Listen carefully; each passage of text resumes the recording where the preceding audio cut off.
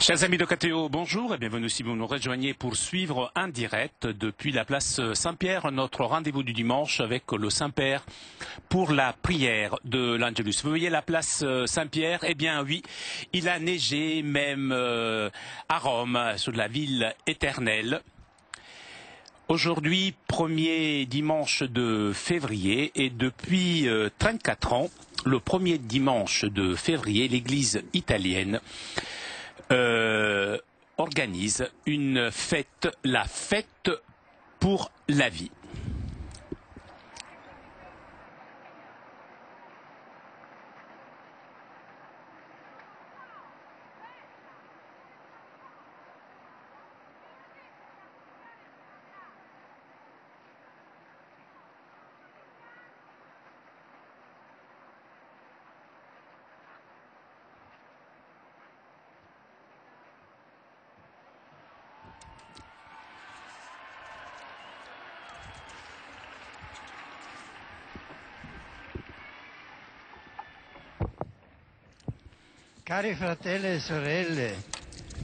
L'évangile de ce dimanche nous présente Jésus qui guérit les malades. Tout d'abord, la belle-mère de Simon-Pierre qui était au lit avec de la fièvre, et Jésus, lui prenant la main, la guérit, la fit lever.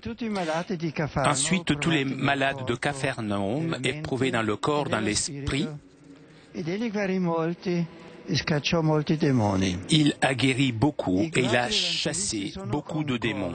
Les quatre évangélistes s'accordent pour dire que la libération des maladies et d'infirmités de toutes sortes fut, avec la prédication, l'activité principale de Jésus dans sa vie publique.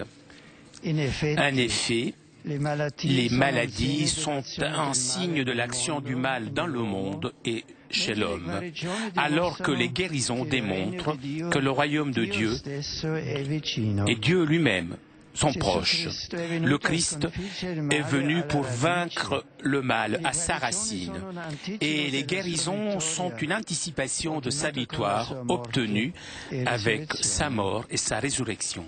Un jour, Jésus avait dit, ce ne sont pas les bien portants qui ont besoin du médecin, mais les malades.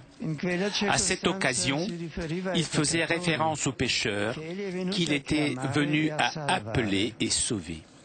Il est toujours vrai que la maladie est une condition typiquement humaine où nous expérimentons que nous ne sommes pas autosuffisants, mais nous avons besoin des autres.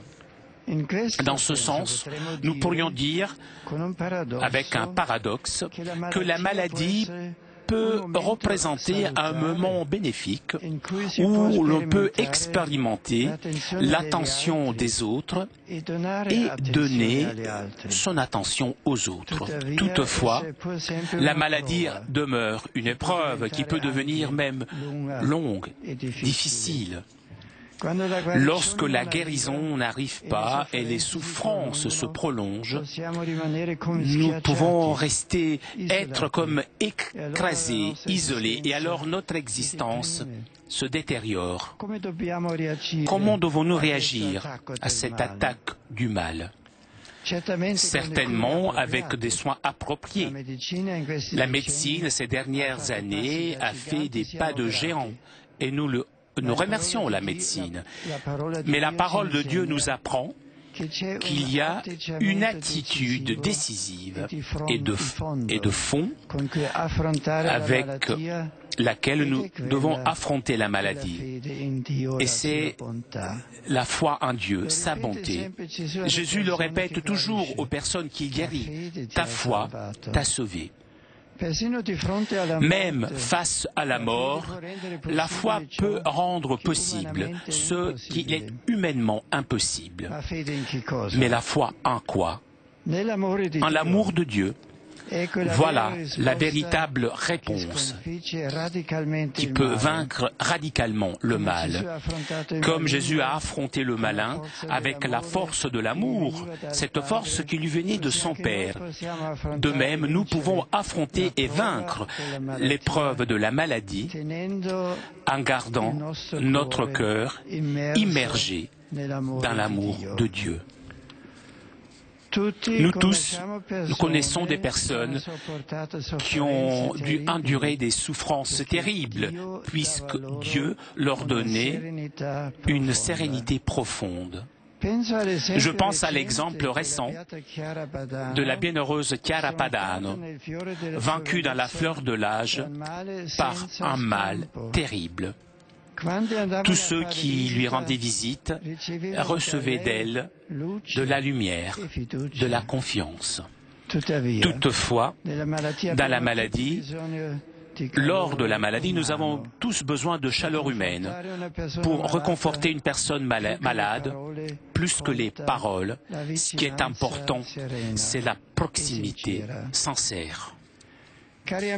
Chers amis, samedi prochain, 11 février, mémoire de la bienheureuse Marie de Lourdes, c'est la journée mondiale du malade. Faisons nous aussi, comme les gens à l'époque de Jésus, présentons spirituellement à lui, Jésus, tous les malades, ayant la confiance qu'il veut et peut les guérir, et invoquons l'intercession de la Madone, surtout pour les situations de plus grande souffrance et d'abandon. Marie, santé des malades, prie pour nous.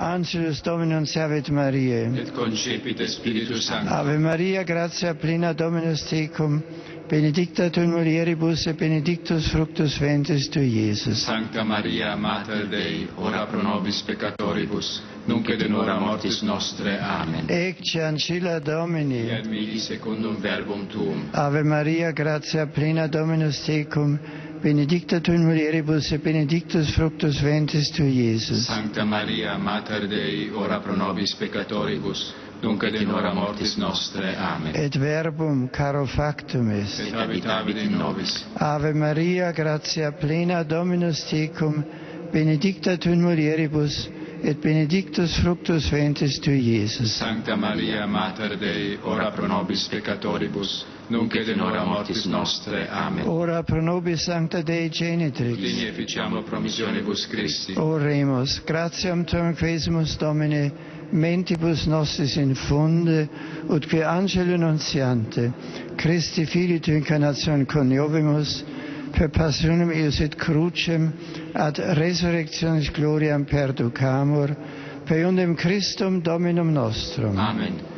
Gloria Patri et Filii et Spiritui Sancto. Sicut erat in principio et nunc et semper, et in saecula saeculorum. Amen. Gloria Patri et Filii et Spiritui Sancto. Sicut erat in principio et nunc et semper, et in saecula saeculorum. Amen. Gloria Patri et Filii et Spiritui Sancto. Sicut erat in principio et nunc et semper, et in saecula saeculorum. Amen. Pro fidelibus defunctis requiem aeternam dona eis Domine. Et lux perpetua lucet eis. Requiescant in pace. Amen.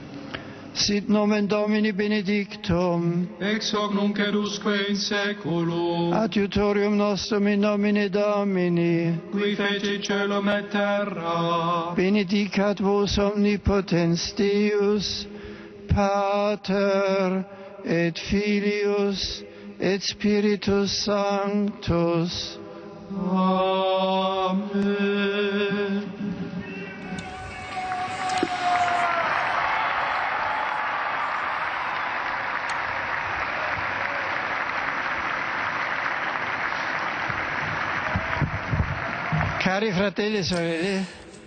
Aujourd'hui, en Italie, nous célébrons la journée pour la vie, pour défendre la vie naissante. Et ensuite, fête étendue à tous les moments de la condition de l'existence humaine. Cette année, le message des évêques propose le thème « Les jeunes ouverts à la vie ». Je m'associe aux pasteurs de l'Église en Italie pour affirmer que la véritable jeunesse se réalise dans l'accueil, dans l'amour et dans le service à la vie. Je me réjouis de la rencontre promue hier à Rome par les écoles d'obstétrique et de gynécologie des universités romaines pour réfléchir sur la promotion et la sauvegarde de la vie humaine naissante. Et je salue de tout cœur Monseigneur Lorenzo Leuzzi, les professeurs et les jeunes ici présents aujourd'hui sur cette place Saint-Pierre. Bienvenue et merci pour votre présence. Chers francophones, samedi prochain, nous célébrons la fête de Notre-Dame de Lourdes et la journée mondiale des malades. Dans la première lecture de ce dimanche, nous voyons que Job a expérimenté dans sa chair la souffrance. Vivant dans la douleur et l'abandon des siens et de ses amis, il ne se révolte pas, mais il se tourne vers Dieu. Jésus, lui aussi, face à sa propre souffrance et à celle des hommes, se plonge dans la prière. Avec tous ceux et celles qui sont confrontés à la maladie, demandons à Dieu qu'il nous donne la grâce de l'abandon et de la patience confiante. Qu'avec l'aide de Notre-Dame de Lourdes, de Sainte Bernadette, nous puissions découvrir que le véritable honneur n'existe qu'en Dieu. Avec ma bénédiction pour vous tous.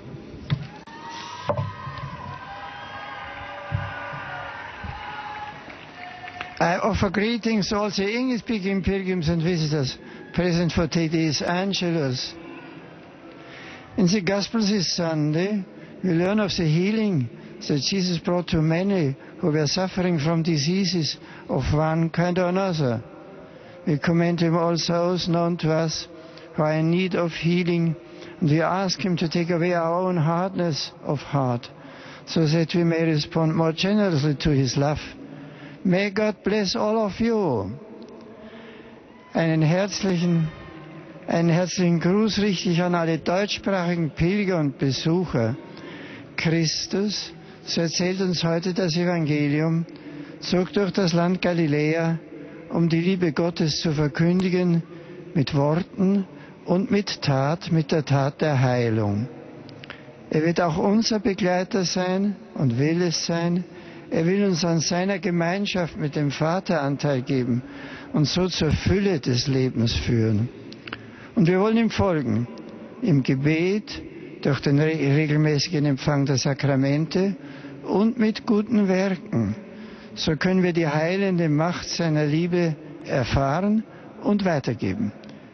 Der Herr geleite euch dabei mit dem Licht seiner Gnade. Saluto con afecto a los peregrinos de lengua española. En particular al grupo de fieles de distintas parroquias de Sevilla, así como al grupo de alumnos y profesores de Zafra, Montanches y Cáceres. El Evangelio de hoy presenta a Jesús que une estrechamente su predicación y cuidado por los enfermos a una intensa oración. Este modo de actuar del Maestro se prolonga también hoy en la vida y misión de la Iglesia.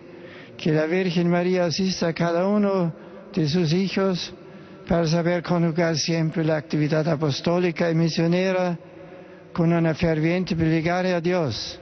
¡Feliz Domingo!